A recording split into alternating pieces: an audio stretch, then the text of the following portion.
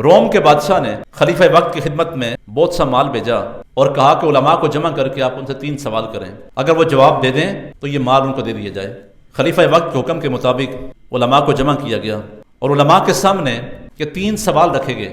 امام اعظم ابو حنیفہ رحمۃ اللہ علیہ، آپ کے ابھی بچپن کا زمانہ ہے، اپنے والد کے ساتھ اس مجلس میں آپ بھی چلے گئے۔ جب بادشاہ وقت نے سوال بھیجے تو بادشاہ کا وہ نمائندہ وہ سامنے آیا، رومی سفیر جو تھا، اس نے سوال کرنے کا ممبر بچھا دیا، ممبر پہ بیٹھ گیا، علماء سامنے بیٹھے ہوئے ہیں۔ جب سوال کر رہا ہے تو امام صاحب کھڑے ہو گئے، اجازت مانگی کہ میں جواب دینا چاہتا ہوں، اور آپ نے سب سے پہلے جو بادشاہ کا سفیر تھا، رومی سفیر تھا، ممبر پہ تھا، آپ سامنے مجمع کے اندر ہیں، اسے سوال کرنے شروع کیے تو آپ نے اس سے کہا کہ تو پہلے ممبر سے نیچے آ، تو سائل ہے، میں جواب دوں گا، ممبر پہ میں بیٹھوں گا، تو سامنے سائل بن کر مجھ سے سوال کر، میں جواب دوں گا۔ رومی سفیر ممبر سے اتر گیا کیونکہ اسے جواب چاہیے تھے اس کو۔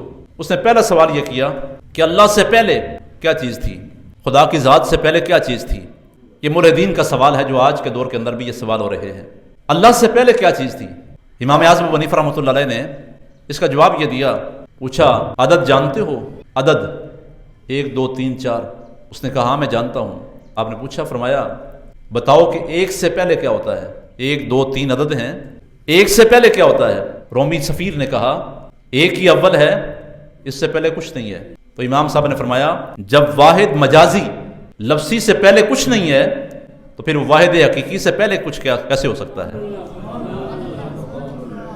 یہ تو مجازی واحد ہے، اس سے پہلے کچھ نہیں ہے، تو وہ تو احکم الحاکمین واحد حقیقی ہے، اس سے پہلے کیسے کچھ ہو سکتا ہے؟ دوسرا سوال کیا اس نے کہ اللہ کا منہ کس طرف ہے؟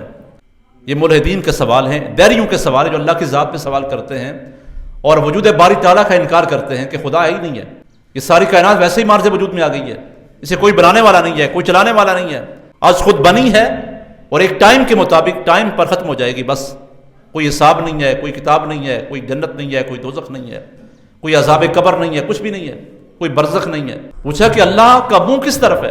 امام صاحب کی، ابو حنیفہ رحمۃ اللہ کی فقاہت پہ، ثقافت پہ، ذہانت پہ، فطانت پہ قربان جائیں، اس لیے آپ کو ہم مانتے ہیں اور آپ کی تقلید کرتے ہیں۔ اتنے بڑے امام، آپ نے فرمایا کہ جب تم چراغ جلاتے ہو، شمع کو روشن کرتے ہو، اس کی روشنی کس طرف ہوتی ہے؟ اس کا نور کس طرف ہوتا ہے؟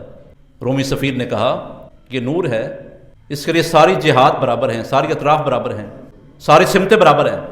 امام صاحب نے فرمایا جب نور مجازی کا رخ ایک طرف نہیں ہے تو وہ ذات جو زمین و آسمان کا نور ہے، ساری کائنات اس کے نور سے روشن ہے، ساری کائنات میں چپے چپے پہ اس کا نور ہے۔ تیسرا سوال اس نے کیا اللہ کیا کرتا ہے؟ اللہ کرتا کیا ہے؟